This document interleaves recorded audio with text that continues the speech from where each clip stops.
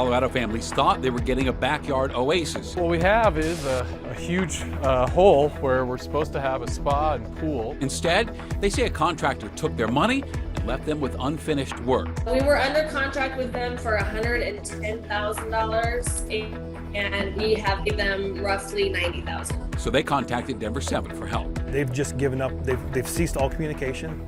The holiday weekend is definitely upon us. I-70 is flooded with cars, and cities on the Front Range are preparing for a light show. It's going to be fairly busy. We've got 4 shows in 4 nights. And this year, more cities are evolving as the West warms. We really want to be innovative and new and do something for our community.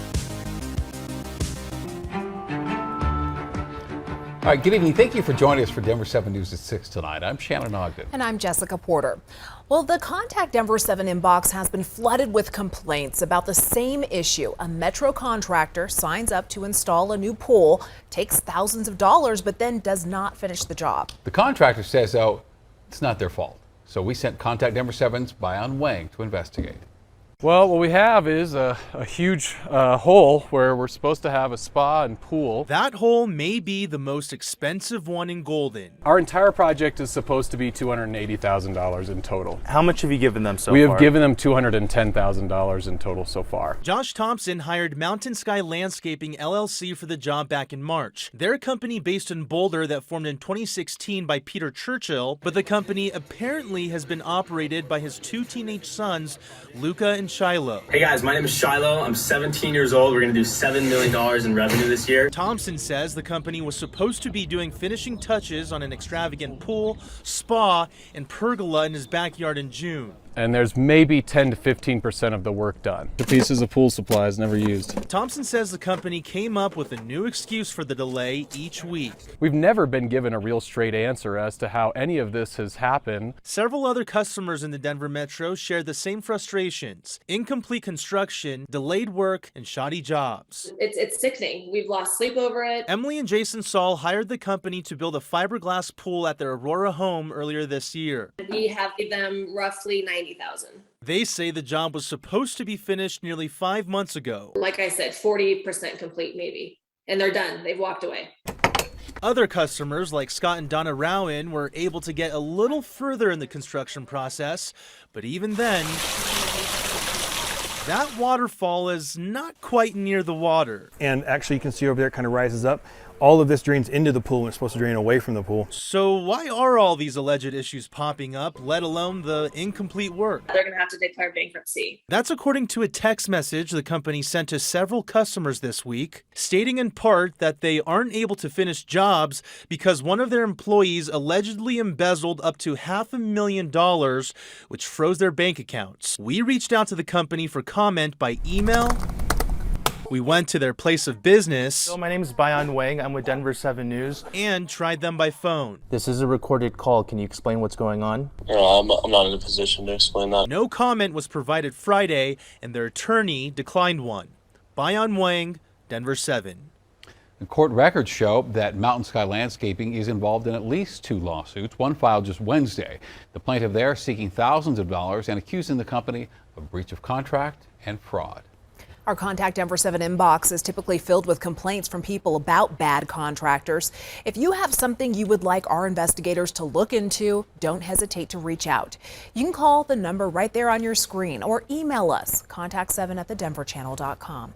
Development is moving forward on the former Loretto Heights campus in Denver, and a portion of the campus will be turned into new housing and business space. To prepare for that development, the bodies of 62 nuns buried in a 123-year-old cemetery had to be exhumed and relocated. The Archdiocese of Denver shared the photos with us here. Workers carefully exhuming the bodies to have them relocated to their final resting place, which will be the Mount Olivet Catholic Cemetery in Wheat Ridge. The developer had hoped to keep the cemetery in place, but the Sisters of Loretto decided it would be best to close the cemetery and move elsewhere. You are looking live right now at our CDOT camera along I-70 near Floyd Hill, and we have seen bumper-to-bumper traffic all day long. Right now, though, things are moving slowly, but at least it's moving. Traffic along I-70 is expected to be busy all weekend long for the 4th of July holiday weekend. Well, down here on the Front Range, cities are preparing to get innovative with their 4th of July displays. More and more cities are opting for drone shows to prevent the wildfire risks that come with fireworks shows. Denver-based Hire UAV Pro is a drone show entertainment company. This is just a peek of what their shows look like. Their CEO says they will be busy with shows in Gypsum, Castle Pines, and Parker. Parker's special event manager says they started this process after the Marshall Fire. In January, I started looking at alternatives, brought it to our council and said, what do you want to do? And really the biggest thing for them was safety of our community. It's going to be more of a ride and kind of different climactic moments. You're watching an animation play out in the sky at a scale that's a football field and a half wide by a football field tall. Parker's event manager says this won't necessarily be the model moving forward. They will take a survey and reevaluate what celebrations look like in the years to come.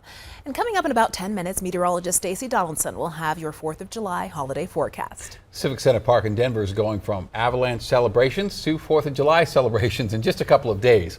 Thousands will come out on Sunday for the return of the Independence Eve celebration. Just yesterday, of course, the park was filled with 500,000 people cheering on the Avs Stanley Cup championship win. But there was a small portion of the park fenced off, preventing people from accessing it.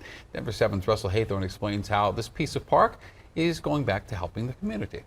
This is so nice because the soil is moist, and trying to get weeds out when the soil is dry is really a challenge. It is a labor of love. So rewarding. I mean, that's why I've been doing this for 13 years. Barbara Masoner and Linda Kiker are the green thumbs who have been growing food in Civic Center Park for 8 years now. We've got basil, we've got onions, we've got tomatoes, peppers, eggplants, a little bit of everything. They co-founded Grow Local Colorado and partner with Volunteers for Outdoor Colorado to maintain the gardens. It's obviously beautiful to look at, kind of really enhances the park. Volunteers that we bring out for these projects, they're sometimes as young as 8 years old. You can see these beautiful yellow peppers. Last year alone, they got 1,800 pounds of food out of this garden, which is enough for 7,200 meals. So you can imagine their nervousness when roughly 500,000 Avs fans converged on Civic Center Park this week to celebrate the Stanley Cup champs. You kind of wonder, that's a lot of people in a little space, but obviously everybody is respectful. You never know what's going to happen, so it was great to see that despite people being very excited and having a lot to celebrate about, they still respected the gardens and respected the nature that was around them. Not a petal out of place after that Stanley Cup celebration, the crowd keeping its distance, respecting the fences, and giving the garden space. These ladies are thrilled Avs fans didn't crush the kale, trample the tomatoes, or squash the squash. There's a lot of stuff happening, and people respected what these gardens are about. It's about sharing our time and making sure that people don't have access to healthy food get that. Russell Haythorne, Denver 7. Wonderful work there. And good job, Avs fans. The group will begin harvesting next week and distribute to nonprofits like Same Cafe, the Rescue Mission, and Metro Caring Food Pantries through October. The Rainbow Family Gathering has officially begun in northern Colorado. 10,000 people are expected to overtake an area north of Steamboat Springs this weekend. The Rainbow Family is a loose-knit group that meets every year in a national forest. The group refused to get a permit for their event. Per the latest numbers from the Forest Service, 191 law enforcement interactions have already taken place. These include incident reports, written warnings, violation notices, and arrests. The Forest Service has a team of people to help local authorities manage those crowds, and the event is scheduled to run through next Thursday. So you've likely seen the stories out of Yellowstone in recent weeks. Visitors gored by bison after getting too close. Well, tonight, Colorado Parks and Wildlife warning about encounters with moose and their young. This is video from CPW showing a newborn calf and mother during a snowstorm in late May. Wildlife officials say just yesterday, a hiker with a dog off leash had an incident with a cow moose in Teller County. They say the moose charged from the bush, chasing the dog first, and then turned and charged at the hiker. Wildlife officials say while you might want to bring your pets on a hike with you, it is important to keep them on leash, especially during fawning and calving season.